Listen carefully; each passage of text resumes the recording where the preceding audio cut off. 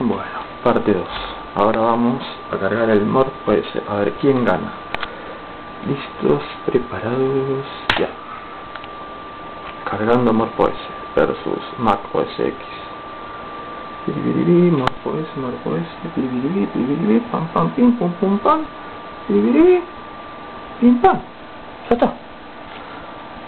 Qué velocidad, loco. A ver.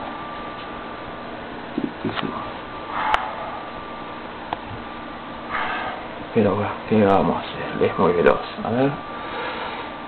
Lo loco es que me está consumiendo 12.3 megas y acaba de cargar. A ver, vamos a la parte. Vamos a apagar el sistema.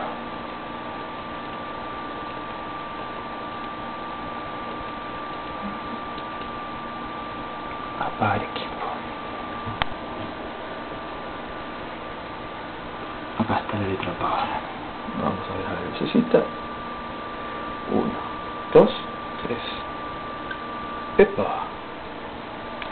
Tiempo real de apagado. Chau chau. Gano por favor.